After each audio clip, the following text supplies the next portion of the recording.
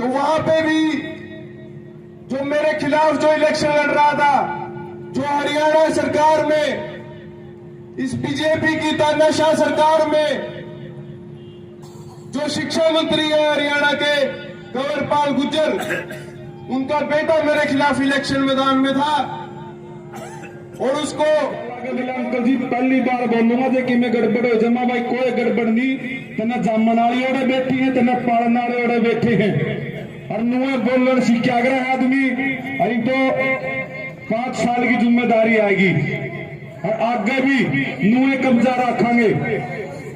और किसान के बालक सा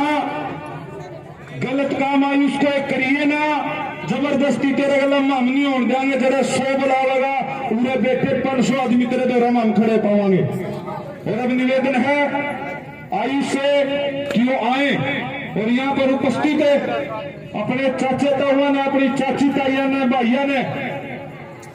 संबोधित करें। और आज खटखट टोल पर जो एक किसान आंदोलन के टाइम से एक सबसे बड़ा धरना प्रदर्शन यहां से शुरू हुआ, जो तीन काले कानून जो केंद्र सरकार ने जो किसानों पर धक्के से थोपे, तो उस समय पूरे देश में, पूरे प्रदेश में यह था कि कौन इस लड़ाई को आगे बढ़ाए, कौन इसका नेतृत्व करे। तो सभी पूरे हरियाणा के किसान, पूरे जींद डिस्ट्रिक्ट के किसान और खटखट टोल ने सबसे बढ़ चढ़ के उस प्रदर्शन का, और जो पूरे दुनिया में जो सबसे बड़ा आज तक का जो धरना रहा है, सबसे बड़ा और सबसे लंबा, जो 1 साल से भी ज्यादा समय तक जो धरना चला, उसका नेतृत्व हमारे खटखट टोल ने सबसे बढ़ चढ़ के किया।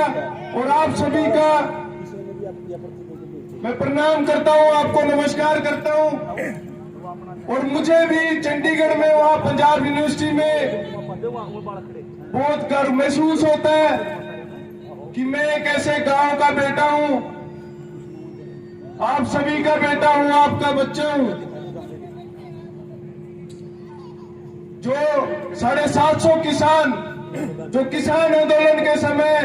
जो शहीद हुए, शुरुआत में इसी से करूंगा। सबसे पहले मैं उनको नमन करता हूं, उनके पूरे परिवार को नमन करता हूं। तो आगे भी कोई भी धरना प्रदर्शन है, उनकी शहादत को हम लोग बेकार न जाने दें। और कहीं भी आगे चाहे उससे बड़ा कोई आंदोलन हमें क्यों ना खड़ा करना पड़े, हम बढ़ चढ़ के, जहां मेरी जरूरत होगी, पूरी युवा शक्ति की जहां जरूरत होगी, 24 घंटे दिन रात आप लोगों के लिए, अपने गांव के लोगों के लिए, अपने प्रदेश की जनता के लिए हमेशा खड़ा रहूंगा।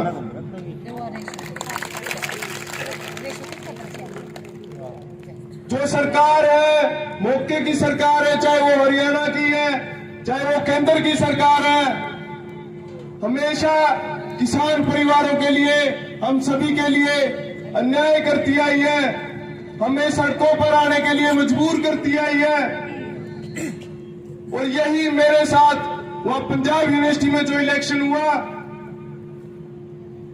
20,000 वोट है उस यूनिवर्सिटी में। और 1999 के बाद, जिस टाइम में पैदा हुआ था, उसके बाद अब 2022 में प्रधान हरियाणा का कोई दूसरा बेटा बना है तो वो मैं बना हूं।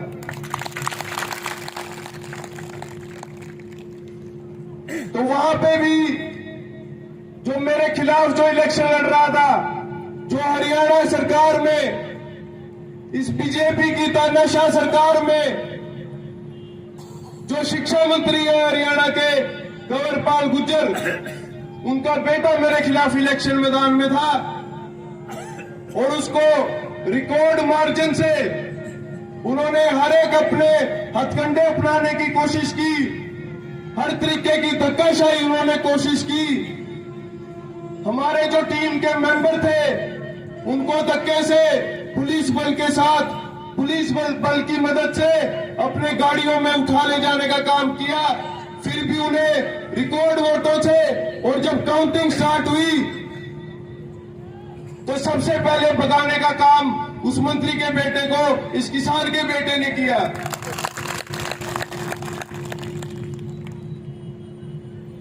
इतिहास गवाह है कि कभी भी पूरे देश में, भारत के किसी भी प्रदेश में अगर तख्ता पलट हुआ है तो वो किसान कमेरों ने किया है, हमारी मातृशक्ति ने किया है, युवाओं ने किया है। हम बात करें किसानों के साथ कहीं भी अगर कोई धक्केशाही हुई है, चाहे वो कंडेला कांड हो, जहां उस टाइम मौके की सरकार ने गोलियां चलाने का काम किया, तो वो किसान ही थे उसके बाद जिन्होंने तख्ता पलट किया। तो आगे भी मुझे भी इस चीज का गर्व महसूस होता है कि एक ऐसे गांव का मैं बेटा हूं और एक किसान का बेटा हूं, और 5-6 साल मुझे वहां पे संघर्ष करते हो गए हैं। हमारे हरियाणा का कोई भी अगर वहां पे बच्चा पढ़ता है यूनिवर्सिटी में, कॉलेज में, उनकी मदद मैं करता आया हूं। और आप सभी से भी ये निवेदन करता हूं, कोई भी मेरी बहन है, चाहे छोटी है, मेरे से बड़ी है, कोई मेरा भाई वहां अगर पढ़ता है, जहां कहीं भी मेरी जरूरत है, चाहे वो कहीं फीस बढ़ोतरी की बात हो, चाहे वो कोई फाइन की बात हो, फाइन माफ कराने की बात हो, चाहे कोई हॉस्टल की दिक्कत है, वहां रहने सहने की कोई दिक्कत है, अगर पेपरों में कोई दिक्कत है, तो तन मन धन से मैं अपने यहां से 200 किलोमीटर दूर है चंडीगढ़, तो माँ बाप का आना एक किसान के लिए अपना काम छोड़कर आना मुश्किल हो जाता है। तो वहां पर मैं हूं, अपने तन मन धन से हर तरीके से अपने भाई बहनों के लिए वहां पे शिक्षा प्रदान कराने में, हर एक चीज में दिन रात उनके लिए खड़ा हूं और खड़ा रहूंगा। तो सभी का फिर से मैं नमस्कार